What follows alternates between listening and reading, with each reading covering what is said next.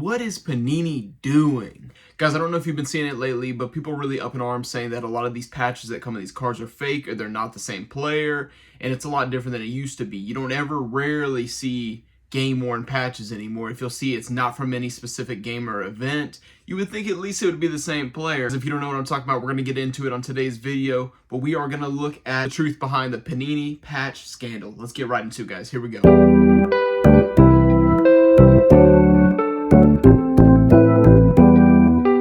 This parallel was introduced to get the fans closer to the game, right? You wanted a higher connection with your favorite athlete, so you would connect pieces of their jersey, and you would feel like you had a piece of the game itself.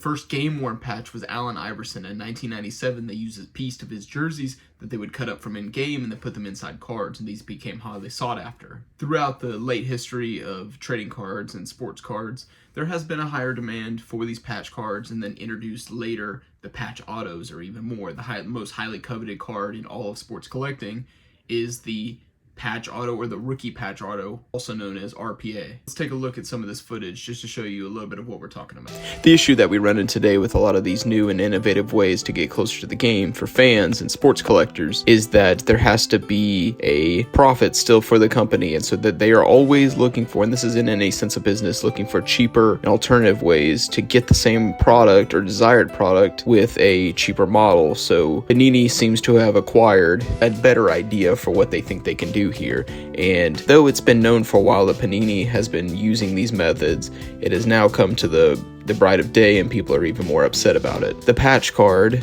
which, as spoken before, is not that relatively old when talking about the history of trading cards, as it's always been a long time thing, trading cards themselves, but the patch card is not that old itself. So people, when the hit rates are so low, the licensing are with different sports and different events, people are just wondering what is really sought after. And when they think they get a good hit in a retail product, or even expensive products like Flawless or National Treasures that have a much higher ceiling, but not always the top autos are there, and they get a good patch auto of, say, CJ Stroud, you turn it onto the back, you hope it's game worn, but it's not always. And people are starting to realize this and take it into their own hands and take a look at all the different cards.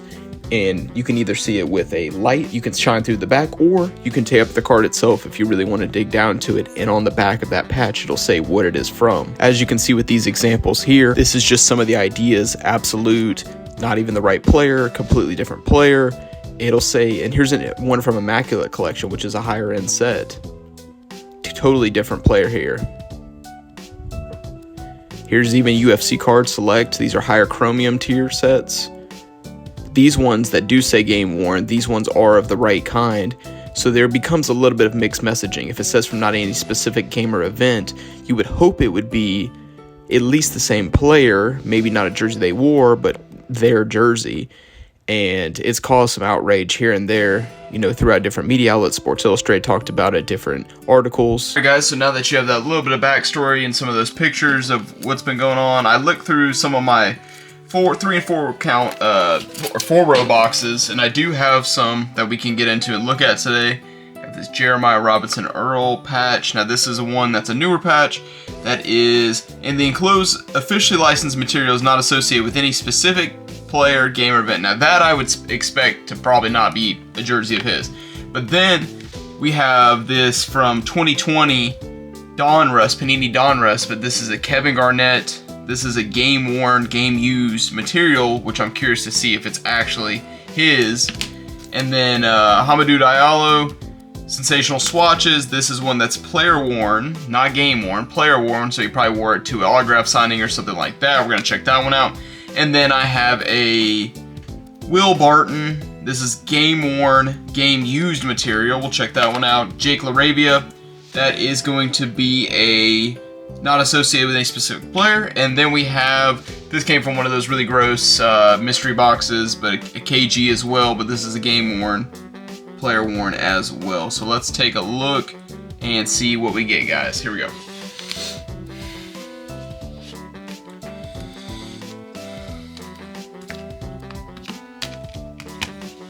Okay, so we're gonna start out with the Diallo. And this is from Prism, probably a Prism Blaster. But, so guys, and I know what you're probably going to say. What is this dude's issue? Why does he feel like he needs to mess up these cards? Well, because I'm genuinely curious too, and I've been seeing the pictures, I've seen the videos, and guys, just doing it for your amusement too. So, let's get right into it. This one I don't care too much about, so what we can really do is we really can just take the face off of this one and pull the patch out. Okay, there is some text on the back. Alright, so there's our little napkin patch thing right there. These do end up saying what player or what jersey they came from. So we're just going to cut this out and we're going to find out. Alright, so as I can see from this one, pull a little face off of it real quick. Diallo. So this actually will be from his jersey. So I just messed that one up, but I apologize, Mr. Diallo. So it actually is his, and that's the game worn one. So we'll keep in comparison what the game worn one is. So we got his, matches up with his, so that's his little blue jersey. So that one is that one. Hoping this one is just like how other people have seen too, where it's just like some random freaking just random player. What? Here's the fact and all the matter right here. We spent a lot of money on these cards. I think we are owed at least a little bit of respect, you know, to put the time and the effort in. Like we spend our hard-earned money on these products, and I feel like there should be a lot more. And I feel everybody probably feels this way too, but there should be a lot more game-worn, game-used materials, especially in products that are costing more. It's not like these dudes only play one game a year, you know, especially basketball. 82 games a year, they should be able to find time and countless number of events, you know, it's laziness. And we expect better as fans, you know, and that's something that's good. You know, with these things, it's good that we're taking a look into these. It might seem ridiculous at the surface level, but overall, it's good. So, let's see what we got here. So this just says Grizzlies white uniform. Grizzlies white. So it didn't lie on the back of the card there. It said, you know, not specific to any game or player or event. So it's just telling you you're getting a Grizzlies jersey. So that's one of the options we see there. So we checked the game worn ones, and the ones that say game worn at least, you know, and those ones are valid. The other one, the Jake LaRavia, where it said it was not any specific game, player, or event, that one was accurate too. Now I did find a couple others. Got a Breece Hall, I got a Cade, got a Hassan Haskins. These are all the ones that most people are referring to in the videos, but we took it a step up and we wanted to make sure the game worn ones are actually what they said they were. And these ones are not from any, so the enclosed authentic memorabilia is not from any specific game or event. That's the same way with all three of these Panini products right here. We'll start with the Haskins, and let's dig into this and, you know, see if, is this even the right player, even the right team? This is from Select, 2022 Select. So let's do this and let's see.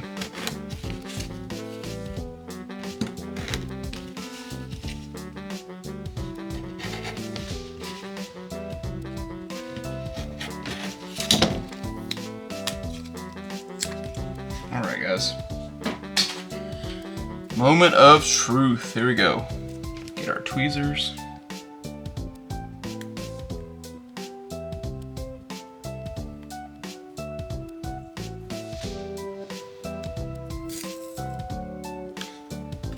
Alright, now this one just says Tennessee Titans. It doesn't say any player, specific player, but this one just said not from any specific game or event, but it didn't say it wasn't that player. So now we just have a Tennessee Titans 34. So who knows if that's even actually his jersey. It might just be a straight up kicker, you know, a punter or something. So, you know, people put value on these card stocks, and yes, it is just paper, right? But you expect to get what you pay for, you know, and that just goes to show there's not a level of care that's involved with this. Let's do one more, just for giggles. Let's do Breece. Let's see if this is even Breece on the rookie phenoms.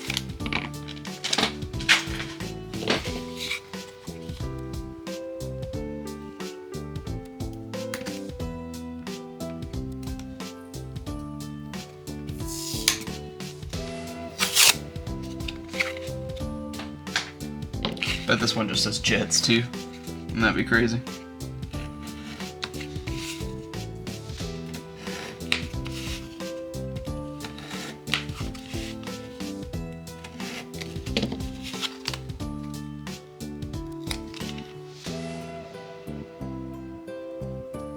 One just says New York Jets.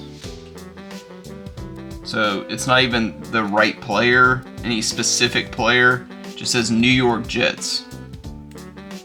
I don't know. Yeah. Very weird stuff. Very weird stuff. You know, you'd think it'd at least be that player, a part of that player's jersey. It doesn't have to be a game-worn or one. It can just be a straight-up one off the rack. But you would at least think it would say Breece Hall, this year, this place.